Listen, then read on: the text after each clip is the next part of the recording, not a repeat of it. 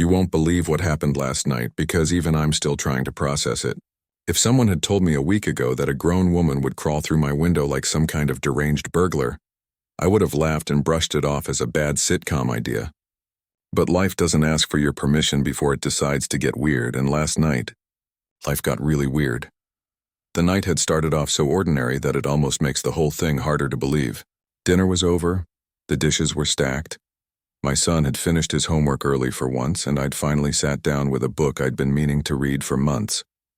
It was one of those nights when you finally feel like the universe is cutting you some slack, when the silence of the house feels comforting instead of lonely. The air outside was warm, late summer holding onto the night with that heavy, humid grip, and I had cracked the windows just slightly to let in some breeze. It was peaceful, the kind of quiet that lets your guard down. But somewhere around midnight, a noise shattered that peace. It started soft, just a faint scratching, like nails on glass or maybe tree branches brushing against the window. I remember pausing, lifting my head from the book, telling myself it was nothing. The kind of sound you dismiss because you're used to the house creaking and settling, or the wind pushing against the walls. Except this wasn't the house and it wasn't the wind. It was sharper, more deliberate. I sat still for a moment, ears straining, book forgotten in my lap. Then it came again. A scrape, a faint thud, something against the window. My stomach dropped. At first, I thought maybe it was an animal. We get raccoons sometimes, or stray cats prowling around the neighborhood.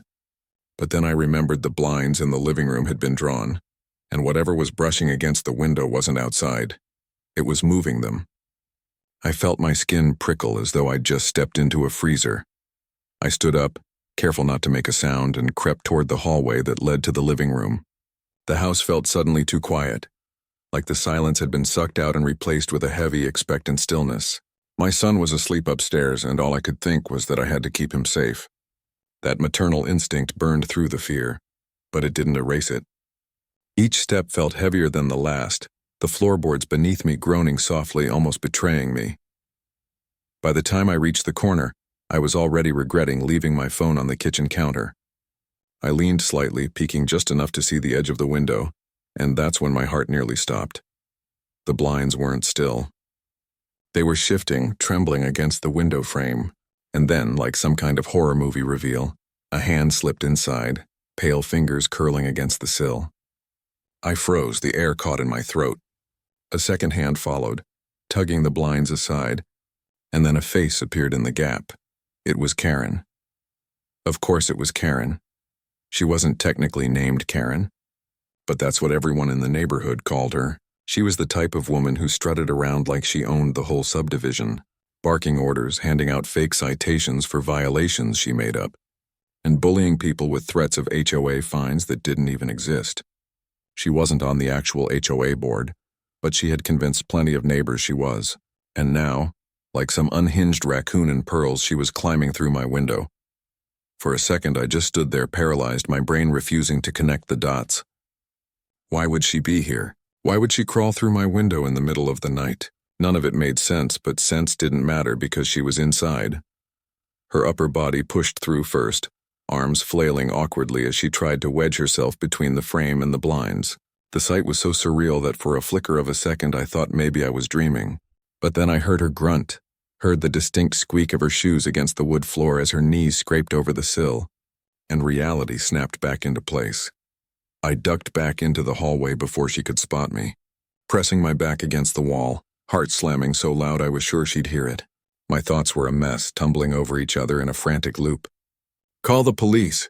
Get my son. Get a weapon. But I didn't move. I couldn't. I was stuck there, frozen, listening to the sounds of Karen invading my home. Her voice carried softly at first, muttering to herself, words I couldn't quite catch. Then clearer, stupid, won't listen. Gotta make them see. Her tone was sharp, jagged with frustration, and it chilled me more than the break-in itself. She wasn't here to rob me. She was here on some twisted mission of her own. I risked another glance, peeking carefully around the corner. She was halfway inside now, hair tangled from the blinds, one shoe falling off. It would have looked ridiculous if it weren't so terrifying. She didn't have the grace of a burglar, or the desperation of someone stealing. She looked like a woman who believed she had the right to be there, and that was worse. My mind raced back over the last few weeks, the warnings she'd left on my door about trash bins too visible, the nasty note about my son's bike being left near the porch, the time she yelled at me for planting unapproved flowers. All of it had felt like harassment. But now, seeing her crawling through my window, I realized it had been escalating. Maybe this was her breaking point. I wanted to scream at her to tell her to get out, but fear clamped my throat shut. If I startled her, would she lash out? Did she have something with her? Pepper spray, a weapon, something worse? I didn't know. Then I thought of my son upstairs, sleeping soundly, unaware of the danger slithering into our home. That thought jolted me into action. I edged back toward the stairs, every muscle shaking, but as I moved, the floor creaked under my weight. Karen's head jerked up. Her eyes scanned the room, wild and darting until they landed on the hallway. On me, for a split second, our gazes locked. Mine wide with shock, hers narrowed with something I couldn't read. Anger, satisfaction, maybe even triumph. And then she smiled. It wasn't a warm smile. It wasn't even a mocking smile. It was the kind of smile that said she thought she had already won, that she was exactly where she was supposed to be. I stumbled back, heart hammering, and that's when I heard it, the sound that would change everything. Upstairs, faint but clear, the rapid shuffle of small feet. My son was awake. My heart jumped into my throat when I heard the shuffle upstairs. That sound, my son's bare feet on the wooden floor, was both a relief and a fresh wave of terror. Relief because he was awake and maybe could help. Terror because now Karen knew he was there. I didn't have time to think. I bolted for the stairs, my hands gripping the banister so hard my knuckles turned white. Behind me, Karen's voice echoed through the living room, low and sharp, almost taunting. I told you this neighborhood had rules and you just wouldn't listen. I ignored her, my only thought on my son. He stood at the top of the staircase, rubbing his eyes, his hair sticking up in every direction, looking so small and innocent in his superhero pajamas. He blinked down at me, confused. Mom, what's happening? Before I could answer, Karen's footsteps hit the hallway floor. She was moving closer, her shoes thumping heavily. The sound too casual, too sure of herself, like she wasn't afraid of being caught. My pulse raced as I reached the top step and grabbed my son by the shoulders. Listen to me, I whispered, kneeling so my face was level with his. Remember what we practiced? What you do if someone comes into the house? His sleepy confusion vanished in an instant, replaced by wide-eyed seriousness. He nodded, his little chin set in determination. We'd practiced for fires, emergencies, even strangers, but I never imagined we'd actually need it like this. Karen's voice cut through the air again, closer now. You can't ignore the rules forever. I tried to warn you. I left notices. I gave you chances. She sounded unhinged, her tone rising and falling like she was delivering some kind of sermon. This is what happens when people refuse to respect order. Every word made my skin crawl. I could hear her footsteps quickening, the slap of her soles against the hardwood louder. My son didn't hesitate. He spun on his heel, sprinted to the wall panel at the end of the hallway, and slapped his small hand against the bright red button we'd drilled into his memory. The reaction was instant. A piercing alarm erupted through the house, louder than anything you could ignore, shrieking in every direction. It was the kind of sound that cuts through your skull, makes your heart pound, and shatters any sense of control an intruder might think they have. Karen screamed. The sound of her shriek was drowned out by the wailing siren, but I caught the pitch of it. Shock, rage, panic, all tangled together. She staggered backward into the living room, her voice rising above the noise. No, you don't understand. Lights flickered on across the street. Porch lamps snapped awake one by one as neighbors stirred. Curtains shifted. The entire neighborhood was waking up to the chaos erupting from our home. I grabbed my son's hand, pulling him toward his room. Stay inside, lock the door, don't come out until I say, I ordered. His eyes were wide but steady. What about you, Mom? I'll be fine, go. He hesitated only a second before nodding and darting into his room, the door clicking shut behind him. I heard the lock turn, a tiny sound nearly lost beneath the wail of the alarm, but it grounded me. He was safe, at least for now. I turned back, pressing my body against the wall, trying to steady my shaking breath. Karen was in the hallway now, her face twisted, eyes blazing like a woman possessed. The siren's red strobe lights from the alarm box painted her features in flashes, making her look even more monstrous. You don't know what you've done, she screamed over the noise. She staggered closer, one hand clutching her hair like she was about to rip it out. "They'll come now. They'll make everything worse." For a horrifying moment, I thought she might charge at me.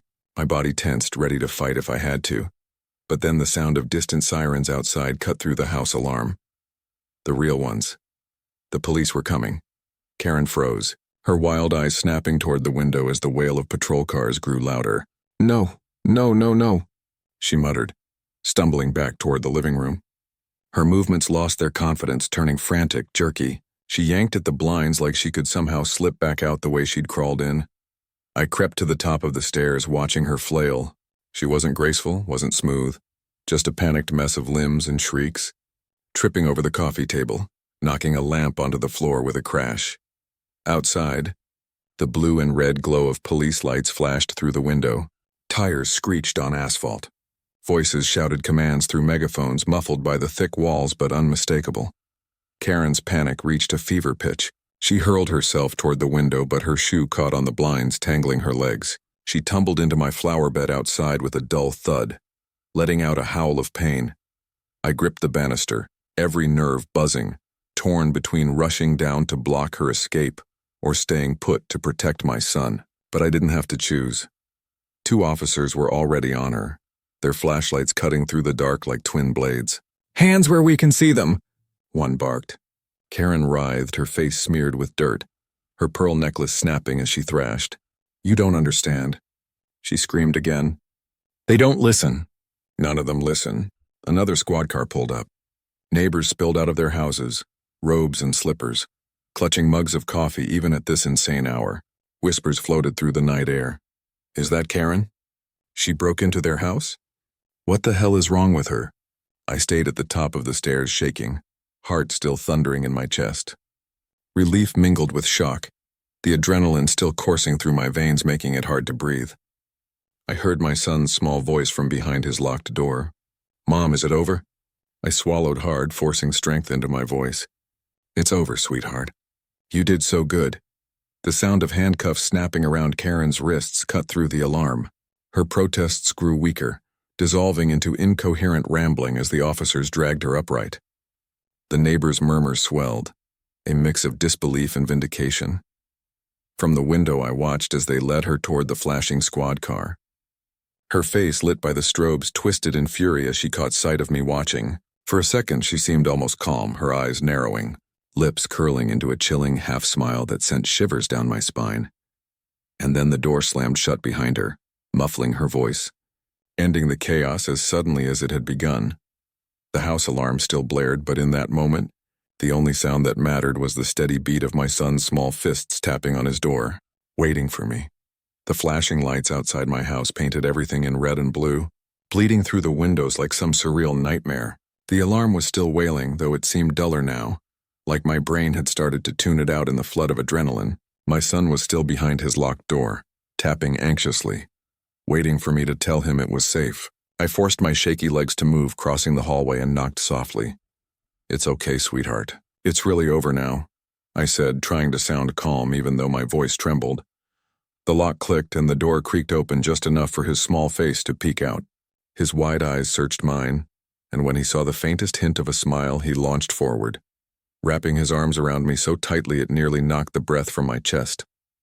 I hugged him back, burying my face in his hair, breathing him in like he was the only anchor keeping me from falling apart. "I was so scared," he whispered. "You were brave," I whispered back.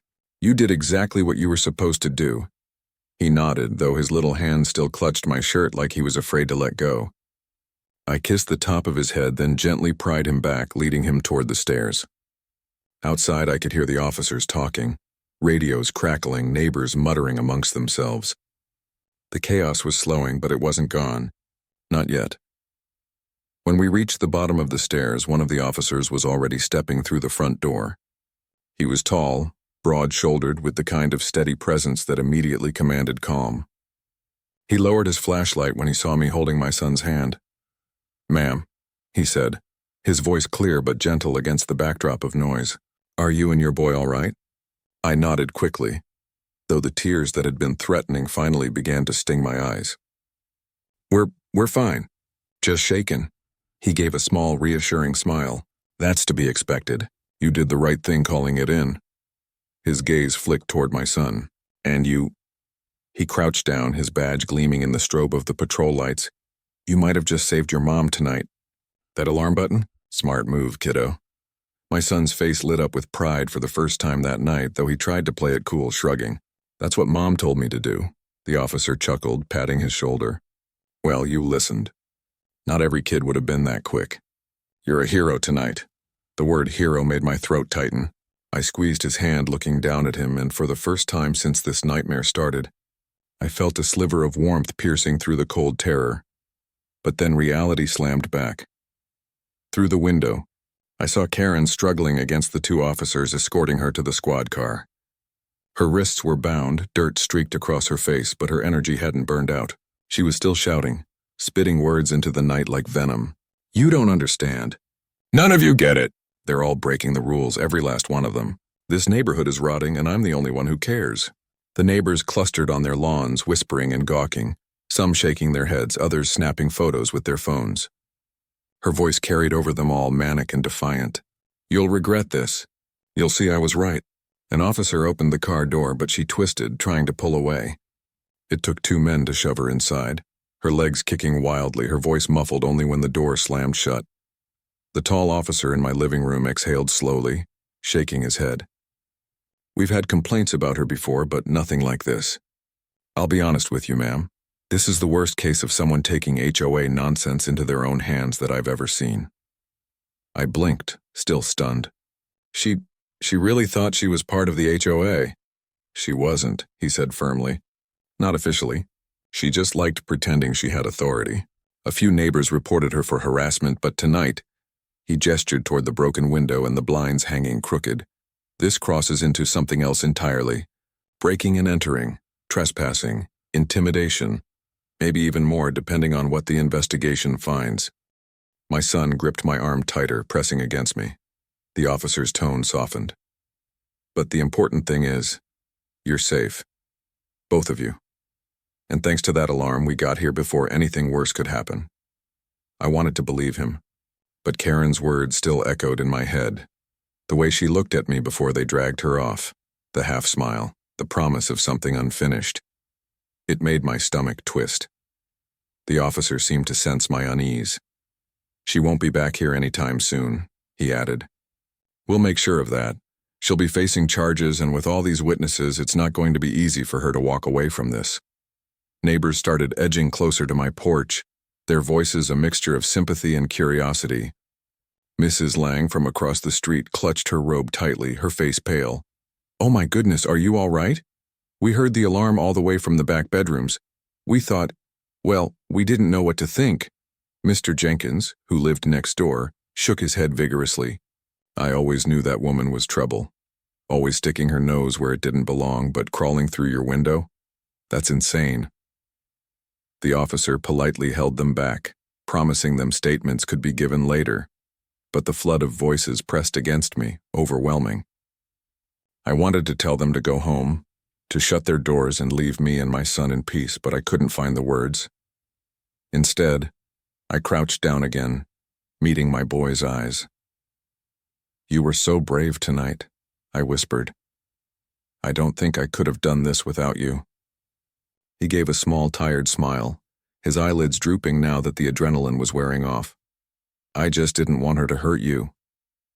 Tears finally spilled down my cheeks as I pulled him close. And she didn't. Because of you. By the time the officers finished taking statements, boarding up the window and driving Karen away, the neighborhood had mostly dispersed. The flashing lights faded into the distance, the last echoes of sirens swallowed by the night. Silence returned to the street, but it wasn't the same silence as before. This one was heavy, haunted. Inside, the house felt different too.